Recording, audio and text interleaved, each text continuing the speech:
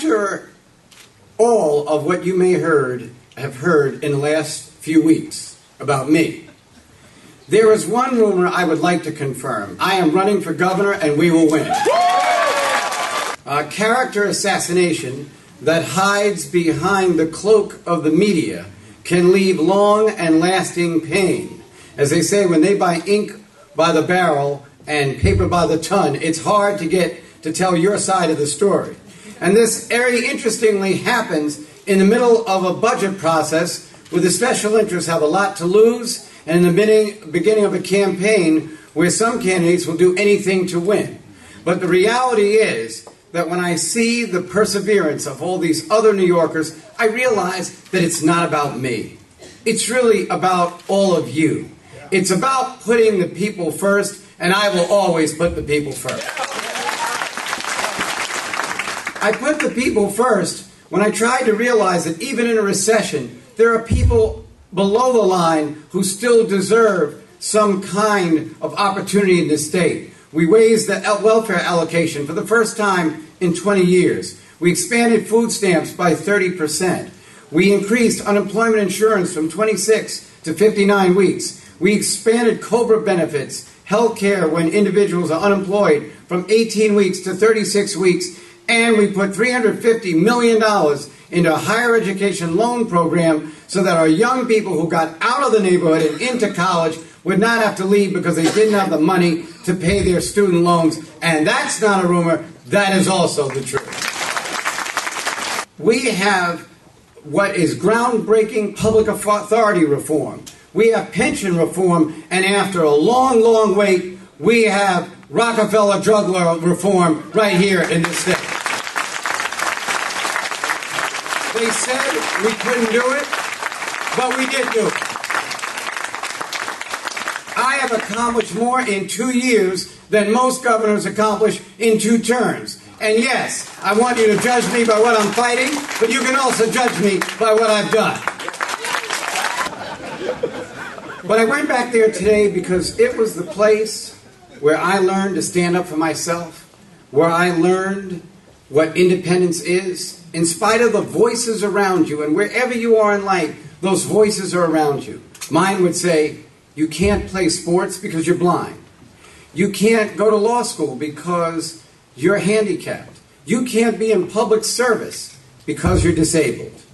The definitions change over years, but the messages are the same. Don't do it. You can't succeed. Go home. Find something else to do. And this has been a burden on people who, by reason of race, religion, national origin, age or disability, sex or sexual orientation, have had to challenge the institutions that were rife with bias, with prejudice, and with privilege. And some of those people are telling me, you can't run for governor. But I want you to know that there is a person who's running for governor that doesn't quit. When the legislature brought me, with all due respect, a deficit plan that was nearly $600 million less than we needed at the end of December, when the legislature couldn't close the deficit, I closed the deficit myself by executive authority.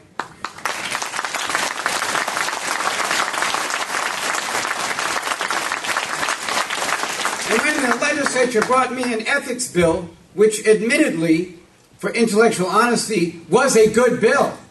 But I didn't think it would make the atmospheric change that Planet Albany needs. I vetoed it and brought everyone back to the negotiating table. And when the Senate was embroiled in their own fight for leadership for a month, holding up all legislation in Albany, I broke 200 years of tradition and appointed a lieutenant governor, Richard Ravitch, who I sent to the chamber, and the Senate came back to work the next day. And I will tell the truth right now about something that not everybody may believe. There are a lot of very good legislators in Albany. A couple of them are on this stage, and there are many others.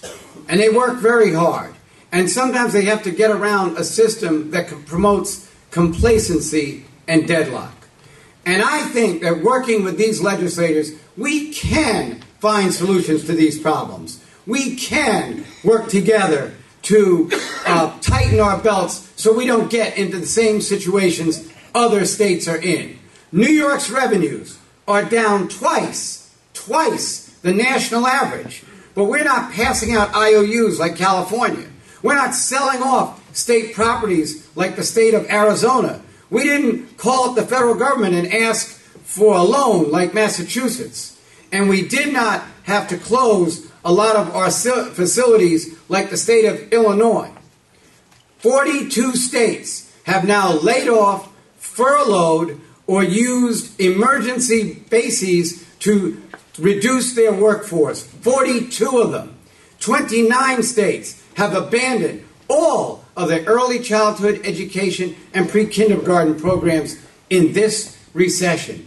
11 states now have early release programs, opening up the jail doors and letting people out because they can't pay their bills. The state of Vermont has only a 4.5-day court system now because they're out of money. The state of Utah has restricted their workforce to 4 days. The state of Hawaii has cut their school week to 4 days. That's what's going on in the other states. This hasn't happened in New York. We have balanced budgets on time in both years I was there. We have fulfilled all our obligations to all creditors. We have paid all our obligations. Our credit rating is strong. I'm black, I'm blind, and I'm still alive. How much better do they want me to be? This is a very difficult time. We've had to make cuts we don't want to make. We've had to, at times, cut areas that were producing money at the same time, but we didn't have the resources. We ran out of money in December, but you know, we don't give up because we're New Yorkers, and New Yorkers have weathered these problems before. And so many of us have weathered problems when other New Yorkers didn't even know there were any. And so what I say to you is, we will achieve, we will succeed. We are New Yorkers. We don't give up. I won't give up. I'm running for governor, and I won't stop until I'm elected in November. Thank you very much.